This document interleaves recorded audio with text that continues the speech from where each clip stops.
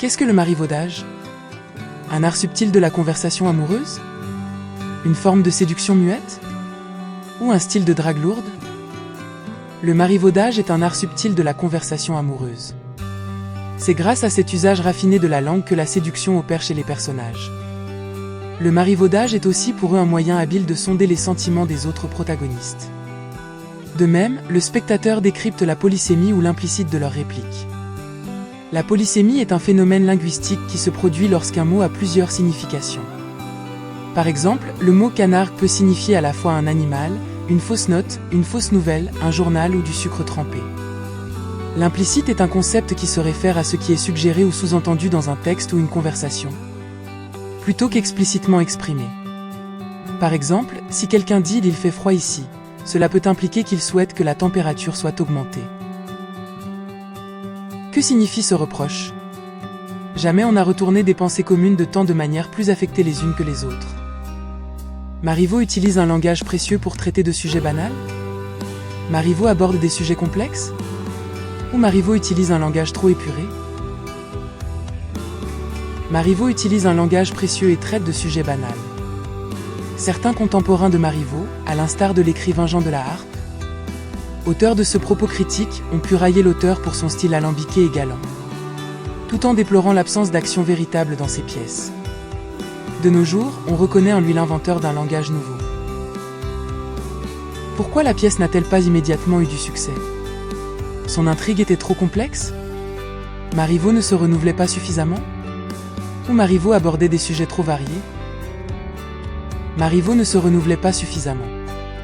Avant de rencontrer un certain succès, les fausses confidences ont d'abord été boudées par le public. Celui-ci trouvait que cette pièce ressemblait trop aux précédentes comédies de Marivaux, mettant en scène la surprise de l'amour et les machinations ourdies par un valet talentueux. Dans quelle catégorie d'auteur peut-on classer Marivaux? Un romancier? Un tenant de la comédie classique? Ou un dramaturge qui a renouvelé le genre? Marivaux est un dramaturge qui a renouvelé le genre. Marivaux a renouvelé en profondeur le théâtre.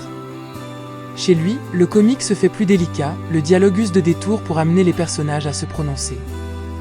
Alors que chez Molière les obstacles étaient incarnés par les pairs, ici les obstacles sont intérieurs. Qui est Monsieur Rémy? L'oncle de Dorante? Le père adoptif de Dorante? Le procureur de Dorante? Monsieur Rémy est l'oncle de Dorante. Monsieur Rémy est l'oncle de Dorante et a fait de lui son héritier. Il est également le procureur d'Araminte et c'est grâce à lui que Dorante peut entrer au service de cette dame en tant qu'intendant. Quel objet joue un rôle important dans l'intrigue en révélant l'amour des personnages? La lettre écrite par Dubois? Le portrait miniature d'Araminte? Un ruban volé par Dorante? Le portrait miniature d'Araminte joue un rôle important dans l'intrigue. Ce portrait joue un rôle clé dans l'acte 2, permettant de divulguer l'amour de Dorante pour sa maîtresse. C'est intentionnellement que ce portrait tombe entre les mains d'Araminte, résultat du stratagème de Dubois. Quel est l'obstacle essentiel au mariage de Dorante et d'Araminte? Dorante est désargenté? Dorante est trop âgé? Dorante n'est pas amoureux? Dorante est désargenté. Madame Argande souhaiterait voir sa fille épouser un noble. Cela ne constitue pas toutefois un critère de choix pour la jeune veuve. Dorante est un déclassé et son mérite ne se reflète pas dans sa condition sociale. Araminte devra dépasser ses préjugés pour envisager de l'épouser. Quel personnage pourrait incarner l'esprit nouveau et les lumières? La servante Marton? Le valet Dubois? Ou la bourgeoise Araminte? Araminte pourrait incarner l'esprit nouveau et les lumières. Son statut de veuve et les biens dont elle dispose permettent à Araminte de choisir son destin et d'épouser qui elle souhaite. Cette autonomie, impensable chez les personnages de Molière, est bien un signe que la société est en pleine évolution. Que représente le personnage de Dorimon? Un vieux barbon? Un noble éclairé? L'aristocratie sur le déclin.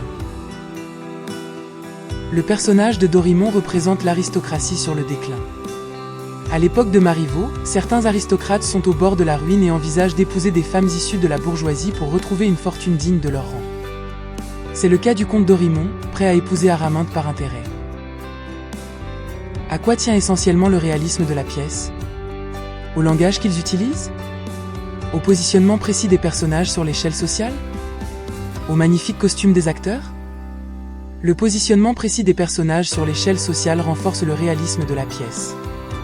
La récurrence des questions d'argent, ainsi que l'importance accordée à la condition des personnages apportent une tonalité réaliste à la pièce. Un doute subsiste quant aux motivations profondes de Dorante. Il aime certes Araminthe mais l'aimerait-il autant si elle n'avait pas été aussi riche ?